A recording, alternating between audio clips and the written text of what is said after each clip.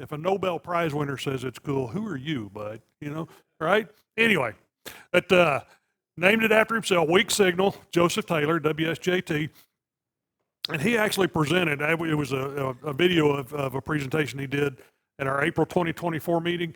He goes deep into it, he really does.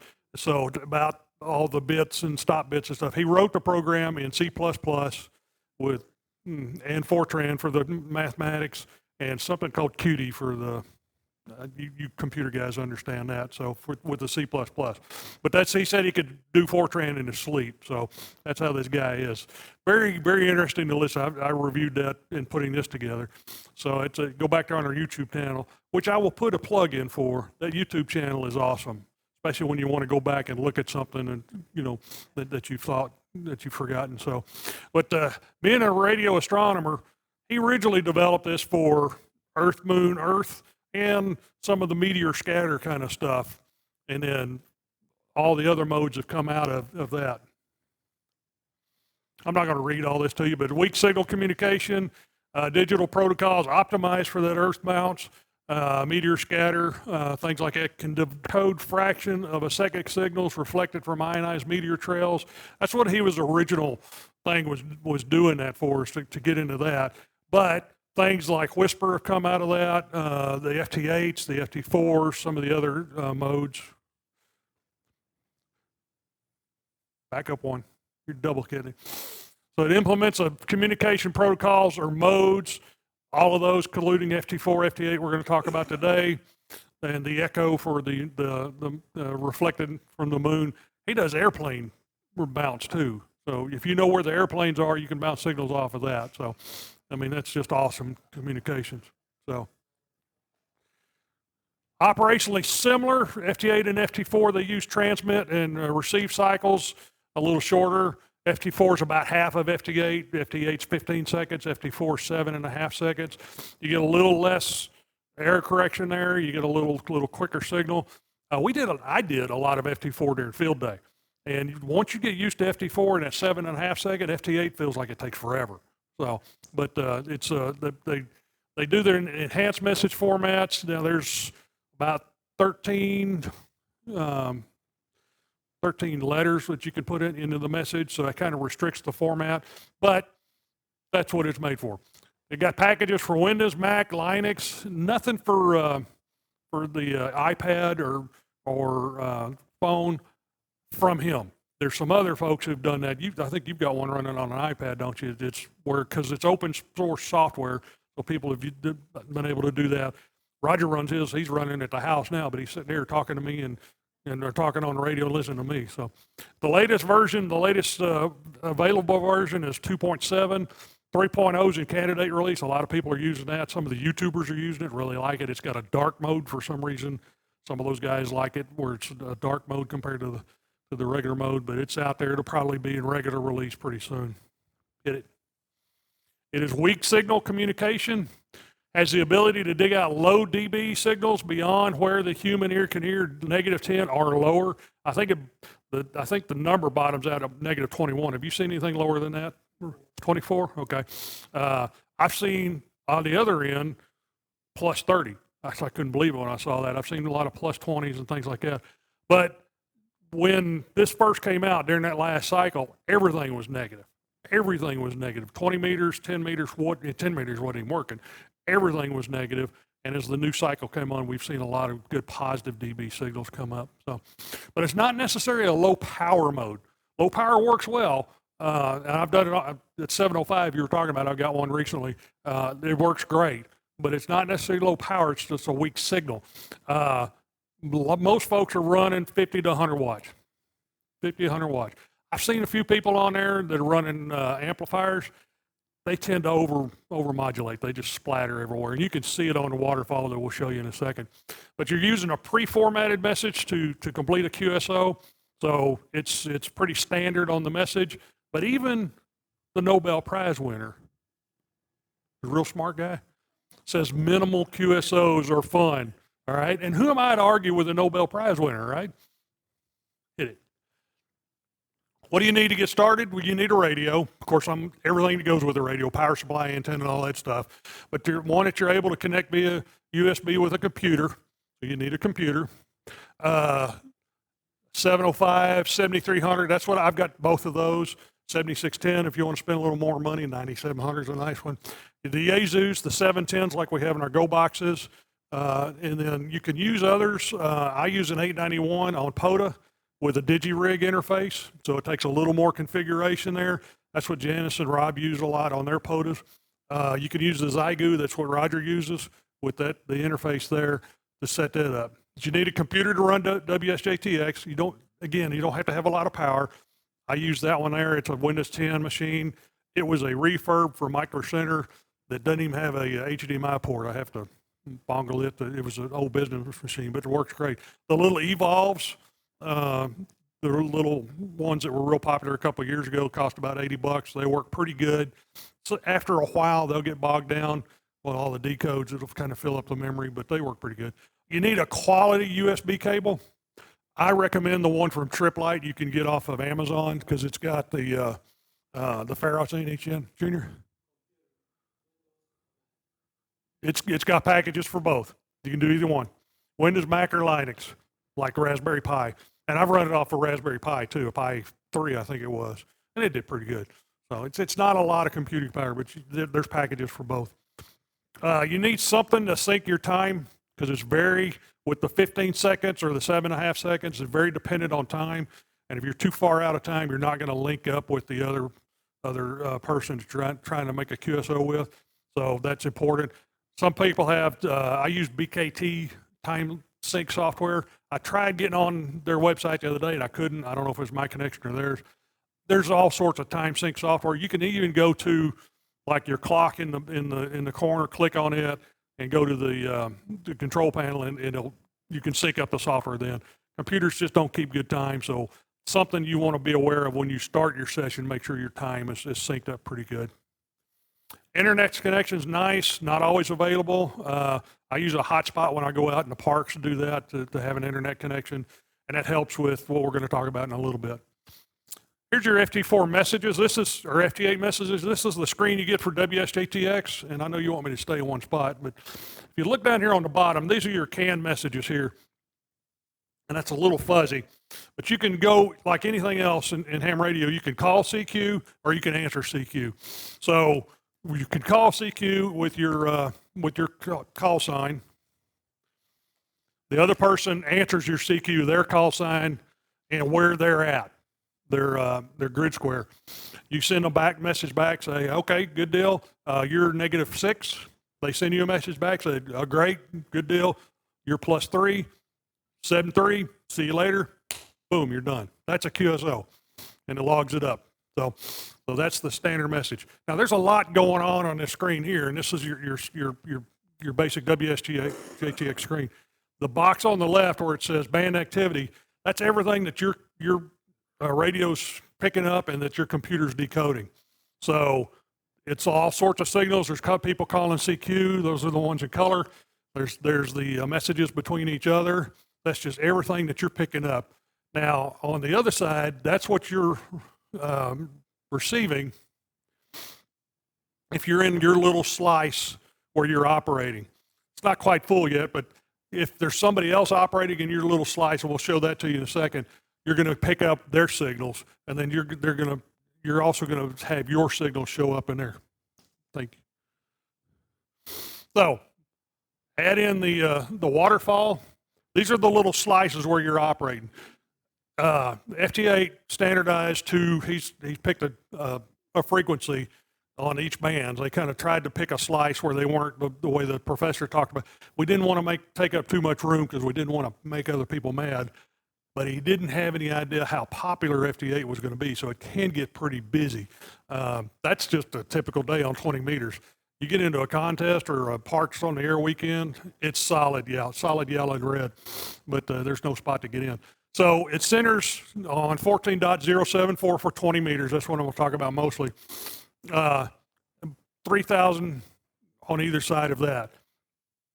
So, and you're going to take about 500 hertz That's going to be where you're transmitting and receiving. That's where those little yellow up and downs are for. And that's what's showing stronger signals, weaker signals. So you set, and you can see it here, you can see where the numbers are at the top. There's the little brackets. Mine's not set perfectly. I like to set mine on an even number, 1600, 1650, 17, something like that, just to be a good operator, that I'm not in somebody else's area and in my area at the same time for transmit and receive. And then when you're transmitting, it'll show up in yellow over on the right side. And when you're receiving, when somebody answers you, it'll show up in red. And we'll give you an example of that here in just a second. No, it's in the general band. Yeah. So it's trying to remember. It's right above the CW, so it's kind of in the digital portion before you get into the extra part of the band, because the extra part's kind of in the middle, and then the general picks up again at 14.225. And I can't remember where the extra starts, but you're able to use that. All of the FTH are in the general portion of the band for all the frequencies. So what do we need to set up? You need a USB driver. So, and most of them, you can check your device manager on your computer to see if you've got one already installed. Check with your manufacturer, whether it's ICOM 705, and they will have a USB driver on their website under their software downloads. Most of them are probably all the same, or Silicon Labs, CPU, whatever, and you need to have that on your computer. I think that's why we didn't get Tim's computer to work the other day when we were testing antennas. I don't think he had a driver installed, and that's when you stepped in. So that just makes sure that the USB, that it's seeing the USB connection as a serial connection between your radio and the computer. So make sure you download that first. It's real easy. Download it, run it, your computer's happy. Setup. You in the screen I just showed you a while ago, you go to File, then Settings, and you get a dialog box like this. Can I move over a little bit? Thank you. This is where you tell it who you are. Up here, my call. Tell them what your grid square is. Now, I've got auto-populate that checked. It don't work for me very often. So that's another thing that if you're moving, if you're out of your QTH, like doing portable, make sure that your grid square is correct. EM13 most of the time, if you're traveling, you're gonna have something like that. So just be sure that you can type in your grid square correctly. Most of this has already been checked, so you can just leave that alone. One thing you want to check, at least I did, display distance in miles, because meters and kilometers and stuff don't compute real well for me. So that'll work. Lance. Your next one is the radio. You need to tell the software what radio you're using. So up there in the top, ICOM 7300, this is from my rig at home.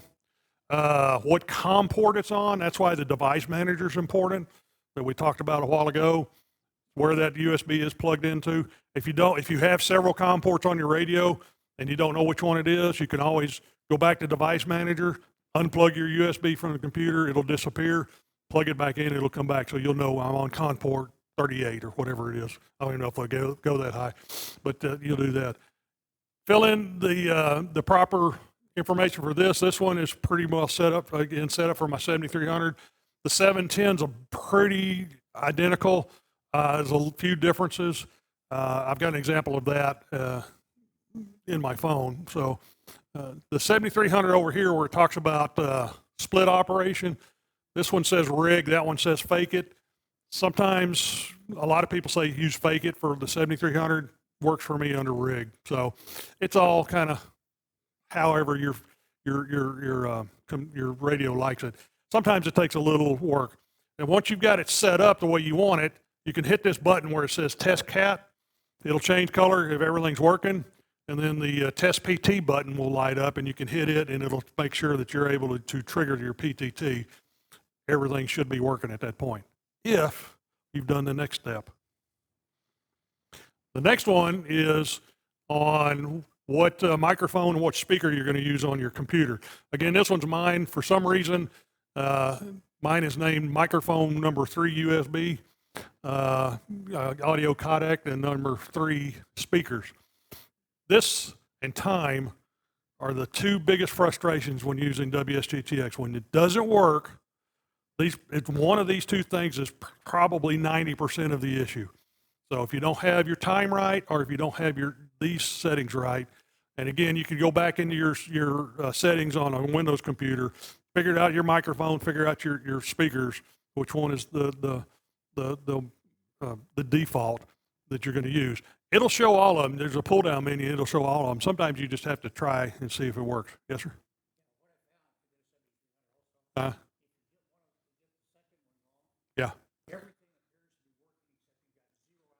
Exactly. Yeah. And you're just frustrated because you're like, what's going on? Yeah. So. Yeah. Yeah. Yeah. Exactly. No output. You're just not making any contacts. Why aren't they answering me? I'm calling CQ. Nobody's answering me. You're exactly right. Yes. Uses the microphone input. You don't want FT8 hooked to your headset. Have you ever listened to the melodious sounds of FT8? You don't want that in your ears. Mm-hmm. Exactly. Well, let's see. It's like a bad German opera. Yeah, consistently. So, yeah. Not a good German opera like Wagner or something like that. It's like a bad German opera. You don't want that in your ears. So these are the two things that are very critical. The next tag, go ahead. I skipped TX frequencies. You don't want to mess with that unless you're changing that. So it's all the standard frequencies. You don't want to mess with this one either on the what do they call this one? Reporting. You could put in different messages and things like that. It's rare that you need to do anything like that, so skip that. The next tab is, go ahead. Couple of logging deals. I like to prompt to log QSO, and I'll show you what that looks like in a second. Click that one. This one's important because you're going to need this later. Enable PSK reporter. So that's where your internet connection comes in handy. So when you're receiving, if you've enabled PSK reporter and you're hooked to an internet connection, you're going to be telling PSK reporter all the places that you're receiving, and it's going to put it on the map. And you're going to use that map later to see where you're going. So it's a very handy tool, and I'll show you that in a minute, but that's a good one. Exactly. That's exactly what you were doing. Yeah, PSK reporter. Yeah. So you got your UDP server, so you can hook in with the next program I'm going to tell you about. And then the secondary one, which we'll use at the field day when we hook in also to the N3FJP logging for that. So that's smart computer people stuff. So this is mostly non-technical. You can change the colors that show up in those screens. I leave them the same. I think Roger's tweaked it where you like it. So the colors you could show different colors for, new DX, new call signs, new grid squares, things like that. It's already got standard color set. The way I like it. So I just leave it alone. And the last one is advanced. Go ahead.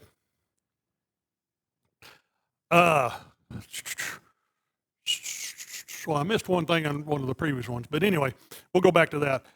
Go back 2, would you, if you don't mind? One more. Okay. The one thing I missed on this one, on reporting, is your op call. So if you are operator call. So if you're like operating using the club call sign like we do at field day, this is where you put your call sign in for logging purposes. So you put the club call sign in on that first screen, you put your call sign in here, it'll log that appropriately for that. Okay, go back to one more. Exactly, yeah. If you're just operating under your call sign, it's redundant. You could put it in, it doesn't matter, it's just redundant, and it'll come up in the ADIF file. Both, but if you're using two call, you're operating on one, and especially at field day, that's why there's important so we know who did what, even though it's not a contest. So advanced, Don't mess with the stuff at top, but this is where you get into special operating activity, a contest, and it's got some pre-formatted stuff here for different contests. One more. But field day, we just talked about. When you're operating field day, you check this, check ARR field day, you put in what we're working. Last year we were 4A North Texas, and then you tell it to CQ, so it'll add into that pre-formatted message up front. Instead of just saying CQ, it'll say CQFD, and then your call sign and your grid square. So you put that in there. So that puts out, and then it'll log it appropriately for field day. What's interesting on field day is you'll put out CQ field day, and you'll get some people that are not formatted like this answer your calls on field day, and that throws a little kink in the reporting. We ran into that last year and the year before.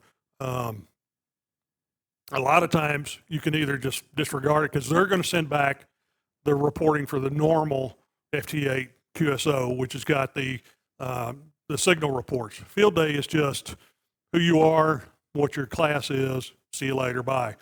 So if they send back the signal reports, we don't know what their class is or where they're at.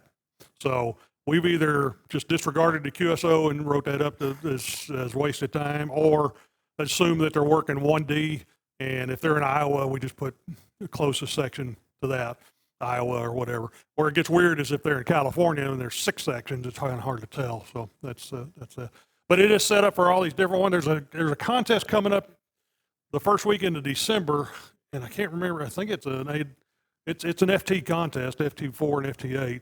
And it's got some special, and it may be, it looks to me, and I'm looking at it, like they're doing it on a frequency a little bit higher, a little above FT4 frequencies. So that may be where we have to mess with the frequency deal. And I'm gonna look into that and see if I can get time for that. Go ahead. Okay, time sync is important. Time sync. You got those 15-second transmissions and those 7-second transmissions to get that information, the numerics, the alphanumerics out, and the information out. It uses 13 seconds, or about 6.5 seconds on FT4 of that time. So if you get off a little more than a second, you're not going to have a good QSO. It's going to be really hard for that. Anybody have that clock radio when they were growing up? Or the one with the little flippers? That my brother had the one with the flippers, and I could hear that online. I go, yeah. Anyway, but again, you may not decode, and again, time and getting your speaker microphone settings correct are the biggest frustrations. I've sat there going, why can't I do anything? Why can't I do anything? And then I go look at the audio stuff, and it's messed up. I'm like, oh, that's why. Or it's got the wrong stuff in there. So that'll get you. Okay. All right, back to this one. If you'll notice, this is the time column. This is the dBs of the signal. So -15, -9. So this is kind of a pretty tough day. Sometimes you'll see, if it's 0, it'll say +0. If it's above, if you positive dBs, again, it'll go up to whatever. I've seen 30. That's unusual. A lot of times +08, +7, something like that has been fairly common here recently. This third column here is your time. So this guy's 2.5 seconds off. He ain't talking to nobody. Too much of his stuff, and that's a EA and a VE. So from Spain to Canada, just ain't gonna work. So he's trying to answer him. These guys are a second off. He's trying to answer W6YW. He probably doesn't hear him. This one's trying to complete. He's 1 second off. Maybe, 1 second. Maybe it might work. 0.09 seconds off. But you want to be as close to 0 as possible. Again, you look at these. Nobody's at 0 hardly, but they're 0.02, 0.03 seconds off. So that works. That works in the QSO. Okay. Any questions on that part so far? On the screen and where everything kind of goes? And, yeah. So here is what I like to add to it, especially working at home. Grid Tracker 2. There was Grid Tracker. They've enhanced it. It looks almost the same. It's just a different, the back end on the software and a better interface for updating it. But Grid Tracker 2, you'll notice I've got the WSJTX up in the corner here, this is what I run on that laptop when I'm out in the field. Grid Tracker brings in a little more easy interface to kind of keep up. Gives you a map, so it shows you where everybody is that you can decode. It gives you a call roster. This is the handiest tool ever. So you can set this. I've got it set for the live band and mode and new and unconfirmed contacts. So somebody I've already contacted on FT8 or FT4 that has confirmed, their call sign will not show up on Grid Tracker the way I have it configured. So I'm looking for new contacts. The ones in yellow, these are new. The ones that are, you can see, it's not in yellow, but it's striked through. I had a contact with them. They just haven't confirmed it, bastards. In a logbook, yes. And I use, and for this particular deal, I use QRZ.com. And you can configure it in a couple of different ways for different logbooks. So that's where Grid Tracker comes in. It will talk to QRZ. You put your API code in, you put your password in. It'll download your logbook. It'll keep up with that. And at the end of the QSO, it'll upload to QRZ. So that's the cool thing. So yeah. So that's a good deal. WSJT keeps an ADIF file, so it logs into its own ADIF file. So, and it's a weird place that you can find it, and I'll pull that out like you, and yeah, it's in a weird folder, but yes, yeah, it will. When I'm in the field, like when I'm doing POTA, I generally am calling CQ. And having people come answer me, and you can hear, and when you're doing POTA, if you're calling CQ, this is your CQ line, and you'll notice that it's marked here. So if I hit enable, it'll call CQ. When you're doing POTA, you can type in POTA space, so it'll say CQ POTA, and Grid Tracker, it shows up there CQ POTA. But if you do that in the field, especially on 20 meters, but just about on any band, if you call CQ POTA, you're going to get a whole bunch of red. Yellow is me, red is who's talking to me. So you're going to get an instant pile up on FT8 in the field on POTA. So that's kind of, you've got room. Again, there's 13 characters you can do here. You put POTA in there, you get plenty of room. So now it doesn't matter. Yeah, it won't fit, and it doesn't matter. They just know you're in a park somewhere. Now you can spot yourself on the POTA page with the park number. But the beauty of POTA is for hunters, you don't have to enter anything in the POTA. The activators, they enter their log into POTA. If I contacted you, you get credit. That if you're in a park also, you put your log in, I put my log in, they sign it up. It's a park to park. Correct, yeah. Not for POTA purposes. So POTA, the only logs that are uploaded into POTA are the activators. Okay. Now sometimes they make a mistake, because I have one contact on CW from a POTA, from hunting POTA. I don't spell CW. I can't do CW. I don't understand CW, but I got one. Somebody put me in for a CW contact, so that's where the activator did. But yeah, you're actually absolutely right. So yeah. Yeah, you still need to, for POTA, you don't have to put it in. If you're keeping QRZ, logbook of the world, you need to do that. I do a written log too.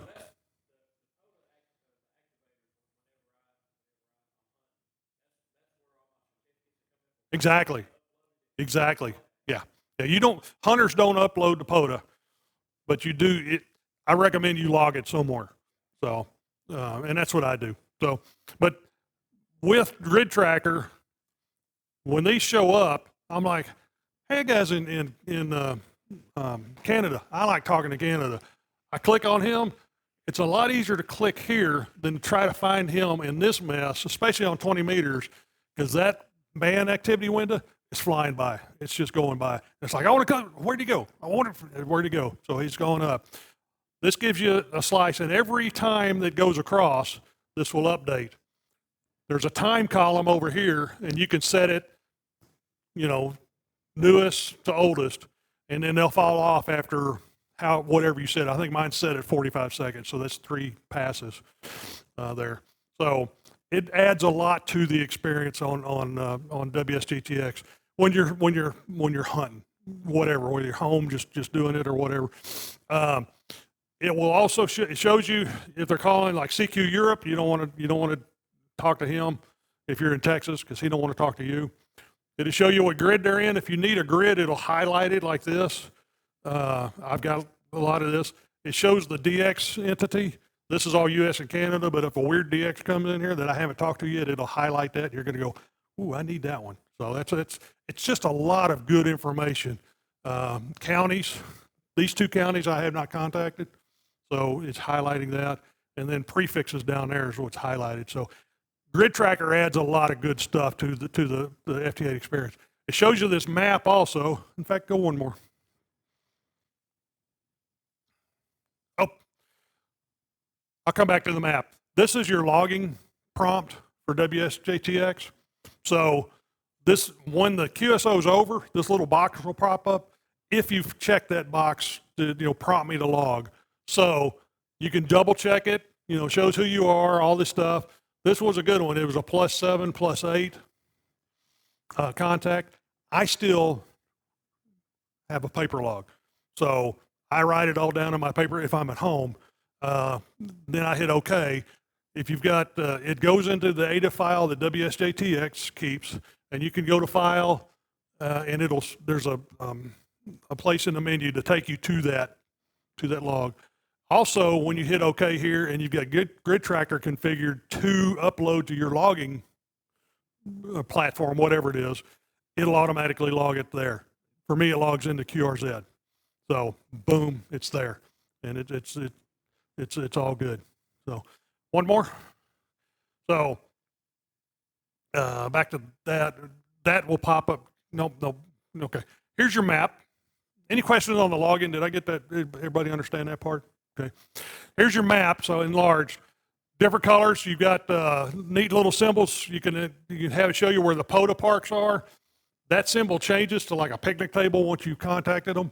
So you know that you've already got in that time period. This is where you're at. This color here shows where you're at. The blues are current QSOs going on, calling CQ, calling QSOs. The other ones there's a whole bunch of different colors to tell you what things are, but it's just neat. This is 20 meters, so I kind of keep it on US. You can enlarge that out. It shows the world, or you can even have it where you're looking down that view, so you can see where all the DX is. And it'll show you with the dotted lines who's talking to who. So that's pretty cool. It's just a neat program. Go ahead. I don't know.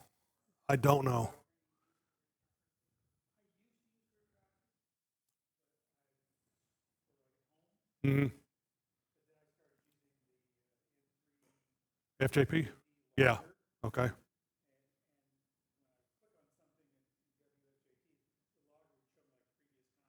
Yeah. Okay. Yeah. I got you. Because Grid Tracker will take up some real estate. One of the things it does, though, there's a pop-up window you can do where once you establish a QSO, you click and establish, it'll bring up information from either QRZ or one of the other websites on who you're talking to. So if there's a picture on QRZ, it'll show that. It'll show his name. It'll show if you've had a previous contact with him and on what band you've had it to. So that's another part. This is a different map view. All the red are confirmed QSOs. So for me, so I've pretty much got Eastern U.S. covered, except for where people don't live. So, and people live in Florida, man, right here, I guess, or in South Carolina needs to confirm for me. But so that's pulled directly out of QRZ. So every time you open a Grid Tracker, it goes to your QRZ, see if anything's updated, pulls it into its program, and does that for you. So pretty good. It's a great deal. Grid Tracker, the guy who brought this up, this is what he designed it for. Now it's morphed into being able to do a lot of other stuff, but he said, I literally had a paper map on the wall and colored pencils, and I was trying to keep up with the grids. And I said, there's got to be a better way. Like Dave, he's a computer programmer. He said, there's got to be a better way to do it. So he did that. Lance? Now this one's a combined view, so you can have who you've talked to plus who's calling CQ now. and show you, and then the little lines and stuff. One of the things in configuring when I'm transmitting or receiving, my line's a different color. It's red, and it's a little bigger so I can see it. So I can see where this person is, or if it could go off the map, and I can move the map over to where their grid is. So it's like a video game almost. It really is when you're playing that. You ask about internet. The map doesn't work well when you're not on the internet because you're not able to pull down all the maps. We tried it at field day, and it just really didn't do well without the internet. So it's like Roger. When I'm calling CQ, I just do WSJTX, and that's easier because they're answering you. Okay, Lance. It is? Okay, good. So back to this again. That's the way I've got it set up at home. Or on my laptop at home, I've got another monitor, so I'll put the map on the big monitor up top so I can crane my neck and see it. I've got to get a better way, but it works really well. Okay. PSK Reporter we talked about a while ago. That is a great tool. Go ahead. This is web-based, so pskreporter.info, I believe it is, or PSK Maps if you Google it. This shows, you put your information in, I want to see on 20 meters all the signals that Mike Fluchet or W5MEF has put out on FT8 in the last 15 minutes. Boom, there it is. And the little flags show you the time, 7 seconds ago, 8 seconds ago, whatever it is. And it's worldwide.